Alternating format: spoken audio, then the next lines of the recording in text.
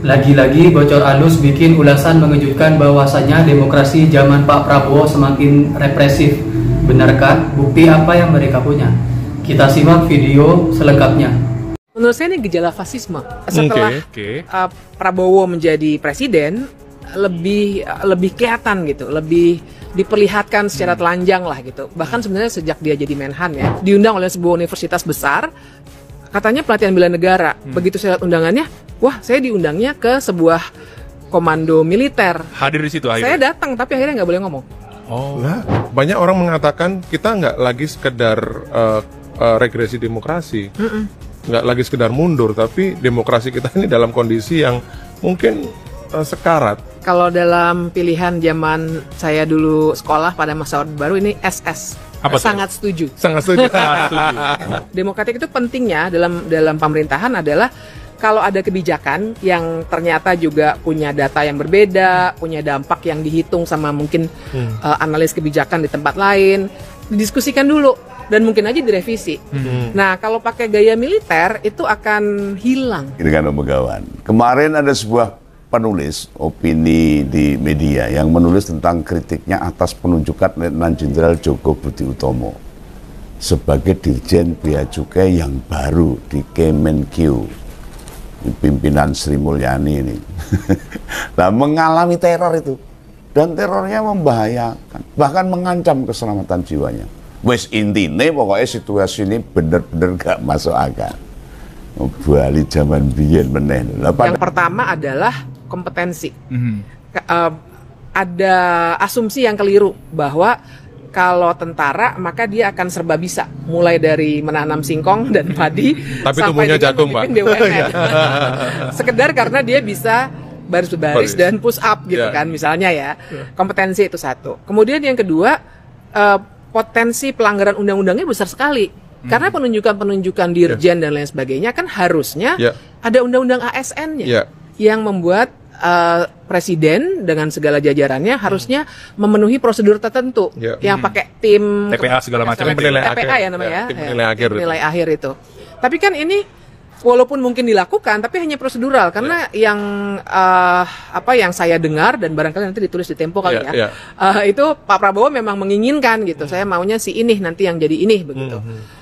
Itu akhirnya pelanggaran undang-undang. Dan yang ketiga, bahaya ketiga adalah jangan lupa kalau tentara aktif masuk dalam pemerintahan, kalau dia melakukan tindak pidana apapun ya, korupsi kayak penipuan kayak, kan dia masuknya pengadilan militer, bukan pengadilan umum seperti yang harusnya kita alami kalau kita melanggar gitu ya. Artinya bisa jadi ada ketidaksetaraan dalam menegakkan hukum pidana itu, yang pidananya harusnya normal begitu ya, tapi karena hanya bisa dilakukan di pengadilan militer, maka bisa jadi ada pengistimewaan lah gitu, nggak setara dengan pejabat lainnya. Tapi itu apa setelah antarana, pas istirahat makan siang, atau apa pas balik kantor, intinya dia dibuntuti lagi. Ini kok dibuntuti kendaraan yang dipakai para pembuntut itu atau pengintil itu, kalau bahasa Jawanya itu ngintili lah, buntut itu yang mengikuti dia wis beda orang atau beda kendaraan, nggak sama dengan motor yang tadi. Nah, tepat saat sampai di depan rumahnya, motor YF ini ditendang, ya otomatis jatuh motornya. Nah, sikap itu jelas kelakuan orang yang tak bertanggung jawab. Nah, ini benar kalau pakai helm cakil ini. Loh, dia merasa ada sesuatu yang membahayakan dirinya, ada ancaman. Beberapa teman yang menyampaikan, mungkin itu akibat dari artikel yang ditayangkan di detik.com. Nah, YF sendiri selama ini kan tidak merasa memiliki musuh. Lantas YF berkomunikasi sama redaktur Detik agar menurunkan artikelnya. Ya, ngepers juga akhirnya. Ada ancaman. Nah, sebelum diturunkan, redaksi meminta yang bersangkutan berkomunikasi sama Dewan Pers. Mbak, ini kok lama-lama saya juga takut nih. Kok jangan-jangan beneran nih kita. Semakin banyak dan semakin masif, Mbak, teror-teror dan intimidasi itu. Iya, kalau saya sih melihatnya benar-benar pakai helikopter view ya. Ini kalau pertanyaan gejala, menurut saya ini gejala fasisme. Oke. Mungkin agak ekstrim ya, tapi kan fasisme itu digambarkannya seperti itu. Ketika benar-benar ada sistem yang membuat tidak ada seorang pun yang bisa berbicara bebas di sebuah negara, dan ada penundukan yang berlebih-lebihan. Warga sipil gitu dibuat tunduk sekali gitu. Nah, sebenarnya kan ini sisa Orde Baru, bahkan sisa masa lalu ya, bahwa misalnya kita coba cek aja kalau bukan Korea Utara, mana sih sekolahan yang tiap Senin murid-muridnya harus hormat bendera upacara. Kan di kita nih gitu. Jadi mungkin ini residu yang masih tersedia sampai sekarang, tapi yang setelah Prabowo menjadi presiden lebih kelihatan gitu, lebih diperlihatkan secara telanjang lah gitu. Sehari sebelum pelantikan Pak Budi itu munculnya sebuah opini di web media mainstream detik.com. Judulnya itu Jenderal di Jabatan Sipil di mana merit system ASN. Yang pegawai sendiri belum baca tuh tulisannya kayak apa itu. Tetapi diprediksi si penulis itu berinisial YF. Intinya mempertanyakan penunjukan prajurit TNI jadi anak buahnya Mbak Ani. Yang paling nggak jauh beda sama konten ngompol semalam yang saya bawakan. Yang sudah tayang kemarin. Lihat aja kemarin. Artikel nongol di detik.com. Mungkin pagi ini sebelum jam 7 atau sehari sebelum si YF ini kayak bapak-bapak pada umumnya. Aktivisnya pagi yang nganter anak-anak sekolah. Dan dia merasa ada yang membuntuti. Dan si pembuntut itu mengenakan helm cakil atau full face. Emang suwe Raden Arjuna ini berarti. Tren liberal akan semakin kuat di era Prabowo.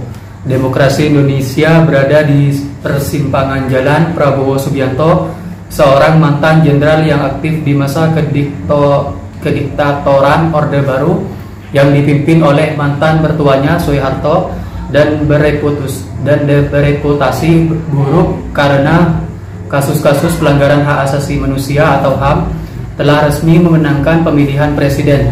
Terlepas dari klaim tentang penyimpangan prosedur pemilu dan upaya dari dua capres rival, Anies Baswedan dan Ganjar Pranowo, menggugat melalui Mahkamah Konstitusi atau MK. Prabowo akan tetap dilantik pada Oktober nanti. Bagi kalangan gerakan sosial, kemenangan Prabowo merupakan kabar buruk. Ada keresahan di antara para aktivis bahwa pemerintahan Prabowo akan memangkas kembali pencapaian perjuangan demokratik secara signifikan, seperti kebebasan berpendapat, berserikat dan berkumpul dan aktivitas. Akan tetapi sentimen ini meski sangat bisa dimaklumi, cenderung melihat agensi Prabowo secara berlebihan dan alpa dengan fakta bahwa justru di bawah dua periode pemerintahan Joko Widodo lah, demokrasi Indonesia menjadi semakin oligarki dan liberal.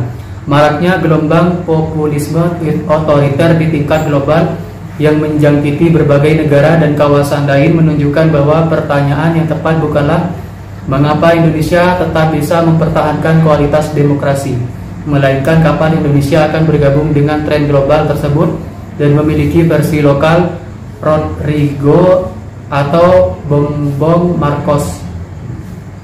Menyikapi perkembangan politik ini, sosiologi politik Abdil Mughis baru-baru ini berargumen bahwa demokrasi di Indonesia akan berjalan seperti biasanya, meskipun mengakui bahwa akan ada kemungkinan belokan liberal yang lebih dalam di bawah kepresidenan Prabowo. Kawan Mughis mengkritik kecenderungan alamis di lingkar-lingkar gerakan sosial dan media dan juga klaim bahwa Indonesia akan kembali menjadi rezim otokratik secara utuh di bawah pemerintahan Prabowo. Mughis berpendapat bahwa para elit telah mendapat keuntungan secara politik dan ekonomi dari demokrasi elektoral berjuis semenjak 1998. Tatanan rezim yang sekarang dengan demikian akan tetap bertahan.